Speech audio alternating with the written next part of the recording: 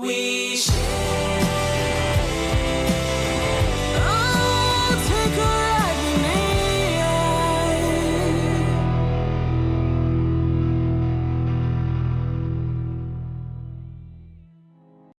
My name is Dung Davou Chapo.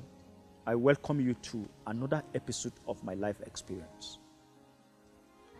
While I was with Unity Private School, 2010. I had a girlfriend. I was thinking I was to go for my degree education. I had a girlfriend. We were in a very nice relationship, though I had a very good plan for the relationship. But something very unfortunate happened. I got her pregnant. And I'm telling you, my brother, I really paid the price. It means that my plans to further education had been tampered with. And then she was at Plateau State Polytechnic. And then the plan also was tampered with. So we started a family. Thank God I had a place. I had not fixed my house then. We only fixed one room. And that was where we were staying. The parlor was serving as our kitchen. So that was how it went. And then before you know it, by that same 2010, we had our first child. While I was still with Unity Private School. But I was still, to God be the glory, I was getting small amount of money that I could cater for our feeding and any other thing. Now, when I stayed in Unity Private School for about 9 years, but I was not happy again because I needed to further my education. So I applied for admission because I had already written my West African examination. I had written it again in order to make up my papers. But God helped me, I was able to make it. So by 2014, God helped me. I was able to secure admission with the University of Jos, Nigeria. So, and I moved in. I went to the school. So it so happened that when I left Unity Private School, my salary was not up to 19,000 upon my 9 years of stay.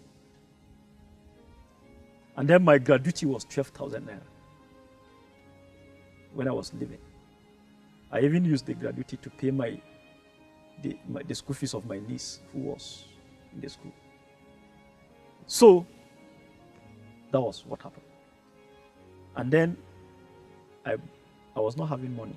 Thank God a few people were able to support me financially for my registration. I was able to register. And then I started the school. I was supposed to start by that 2014, but because of the Academic Staff Union of Nigerian University strike, my resumption was delayed to April 2015. Now, by that time, I was having 2 children, but we were not planning to have another child because I know I have a plan to further my education. But it so happened that would I say fortunate or unfortunately, my wife conceived again. And by March 2015, we had our 3rd child.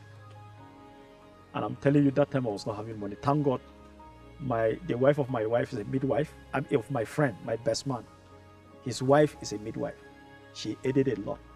So she came to my house to help us, to help my wife to deliver the baby. So I left for university while we were having 3 children in 2012. I now decided, thank God, my church, give us grace that those that were not properly married in the church were given grace to solemnize their marriages. So I was fortunate. And then I said, well, why not? Since there is a grace, why can't I go ahead to fix things right? So we started preparation. After I have paid my bride well and the bride price, it was my priority because it was embarrassing to have a wife without paying bride price and the bride wealth. After doing that, then I moved state, I approached the church. So, and my request was consented. So, we started preparation for my wedding. Then, I started inviting my friends. There is this friend of mine that whom I invited to be part of my men in suit. I want to tell you that this guy declined my request. He said he's not interested. I sent him the text that I would want you to be one of my men in suit, and he told me that I am not interested. And I am very, very sure it will be because of my state of poverty then. So he declined my request. So it got to that extent. I was amazed. But let me say something. As I said earlier, I have my best man. He's the best friend in the world. This is the guy who assisted me. He paid my 300 level tuition fee and my final year tuition fee. The wife always sent him with food to come and give me in school. He is the best man that I've ever seen. He was the one who bought my wedding suit. So, honestly, may God bless that guy. Another phase of suffering in March. It was so terrible. At that point, my wife started selling kunu and chin chin in order to survive. I was purely minding my business. I was concentrating in school. But she was at home. She really saw hell. My wife had no clothes. People were dashing her clothes. And anytime I do come home every weekend, anytime I was home, so that I'll be able to go for any side job, to go to building sites to serve as laborers. I could remember there was about 3-story building. I will climb with cement on top of my head, on my head, so that I will just go and mix it and serve the builder, so that at the end, so that I will be paid. So anytime if I'm able to raise any amount of money, I do hold a few and then give them the remaining. And if we are on vacation, I do come home, usually go to tin mining sites, go to building sites to raise my son's school fees. He was the only one schooling then. I could remember a day, one of my nieces, her husband was building. So I joined some boys to dig the foundation of the building. So after digging the foundation, and then we also serve as laborers to help them in building, erecting the foundation. So I started lobbying my cousin. I begged her to they should give me the backfilling of the foundation, a loan. Let me do it alone so that I will be able to raise a reasonable amount of money. 1, to settle my son's school fees. 2, to give them money for food. So she agreed to my request. And then some part of the foundation, the height was about 1.5 meters. The height. So they brought lateral. So I was transferring the lateral into the building alone. Then sometimes my wife will come and help me to do it. We were doing it together. But she made one statement. There was a day she made a statement. While we were doing it, she told me, "Daddy, we're suffering." I really felt very, very bad about it. But I had to encourage her. I told her that it was for a meantime. The suffering can only last for a meantime. My brother, I am blessed with one of the best friends in the world. My friend is a lab scientist working with University of Jos, Nigeria. Sometimes, because the building was close to his house, sometimes he will come and help me. Even his wife, who is a midwife and working with Plateau State government, would also come and participate. They helped me and were able to fill the place. So I was paid 22,000 naira. So that money, I used it as I intended, as I planned. Paid my son's school fees and even bought some clothes for him, and then buy some food stuff, and then I left for school.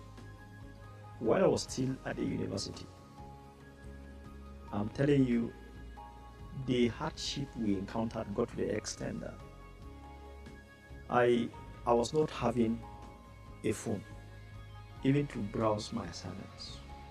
I was not having a good phone. The phone I was having was one small phone that the phone had pieces, so I had to tie it with a rubber band. And then when two of my kids were in school, then to buy eraser was a problem. So sometimes the rubber band that I used to tie my phone, sometimes I use it to help them erase their mistakes. And they were fond of me. They always tell me, "Daddy, help us with the cleaner of your phone." And that was how it went. And in the house then, we were having only 12 spring bed. But I and my wife, because we had one big blanket, we were lying it on the ground. We were sleeping on the ground while my children were on the bed. I did that for about 3 years, lying on the ground. But do you know what? We were happy. We were hoping that definitely we shall get over that someday. So that was how we strive. Something happened. I was writing my exams in school. Then most of the times, anytime I have opportunity, if I get any amount of money, I do recharge my phone to communicate with my wife. Then my wife had no phone. I could not afford her a phone. So I usually talk to her through my neighbors. There was a day I called to speak to her, and I was told that she was not yet back from a tin mining site. It was around 8 p.m. in the night. The place was very far, about 10 to 11 kilometers from my house. She would have to trek to that place in order to hustle. But that day I wanted to talk to her, and I was told that she was not yet back. Then I asked for the whereabouts of the children. I was told that they had already gone to bed. And I knew they went to bed hungry. That day, I cried as if I was going to die. I regretted in the first place getting married, because to see people suffering in my hands, I was too guilty of that. It really pained me. I even thought of abandoning the education. But I had to speak to myself. I said, it is only through this that I will be able to get them out of this mess. And that was how I struggled. I had very nice classmates. Some of them though I never wanted to behave as if I needed help, because I hate self-pity. So, but some of them were able to notice. I was not buying any books, but I will not miss my lectures. God helped me. I was able to make it. So it was really a very, very tough time. So when I graduated my university education, one of my classmates told me that she would want to introduce me to her people. She's an Igbo girl. Her people are into business, and that she would want to introduce me to her people so that I could learn business. So that was how I went there. 9 days after my school, my university education, I went to her. She went and talked to her people. So I went there and started work. My brother, that work was the most difficult task I have ever faced. The man was selling all plumbing materials and tiles. But I would leave my house around 6 a.m. or 6:30 a.m. Oh, thank God I was having a bike. So I was going there every blessed day and come back around 7 p.m. Now, my job specification was I was a salesman. Now, somebody will come and buy tiles. I was there. I will be loading tiles. You know how heavy tiles are. I will load tiles. And the Oga, apart from that, he was harsh on me. I really humbled myself as if I was in primary school again. And that was how I was striving. And he was paying me again. He was paying me 15,000 naira. So I was doing that job with the whole of my mind. Sometimes he will insult me, he will embarrass me, yet I was happy because I knew that it is true that I will be able to get somewhere. So that went on, but the frustration became too much, and that he was as if he was not having trust in me again. So I left the job. He asked me to leave because I confronted him. I told him that I was not happy the way he was treating me, and if he continued treating me like that, it's better I will leave the job. Then he asked me to leave the job. So I left the job, even though thereafter he wanted me to go back, but I said no, I won't go back. So while I was at home, something happened. I started feeling some dizziness. I was thinking, what could be the problem? Then I approached a chemist, and then I conducted, I asked them to help me check my blood pressure. It was discovered that my blood pressure, I was hypertensive. So the people were not sure. They asked me to return the following morning.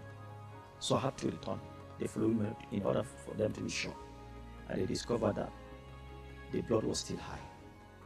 So, and since then, I started taking drugs. Now, some boys whom I mentored, because I was the Catholic Youth Organization president, and then I mentored some boys, and we were striving together. So someday they came and picked me that, let's go for team mining. Then we went. So when we sank the well, and then as I told you, there are some of them that could reach about 100, some even more than 100 feet. And that was how we were doing. Every blessed day, we go from morning, and then sometimes we even sleep there. Sometimes we'll come back late in the night around 3 p.m. a.m. So it was a very tedious job. Then, while I was going there, I had already sent my CV to 1 or 2 places. On a fateful day, I was at home around 11 p.m. I was told that I've gotten a job. I couldn't believe it. My body was, in fact, I was shivering. I couldn't believe it. That me gotten a job, how? And that was how it went. So that night, and that I was expected to go and have my appointment later the following day. That night I could not sleep. I was overwhelmed with excitement. I couldn't sleep because I was asked to go very early. I left very early. In fact, there was no car. Then cars had not yet come out. If not, I would have been to that place as early as possible. So so that was how I was dealing. But I was able to have my appointment letter. When I got there, when I was having the appointment letter, as if it was a joke, as if it was 419. I couldn't believe it. I was overwhelmed. I cried like a baby. For about 3 to 4 days, I couldn't sleep, as if it was a nightmare. I was excited. My people were excited. My wife cried. We were very happy. But since then, and that was how God was able to help me.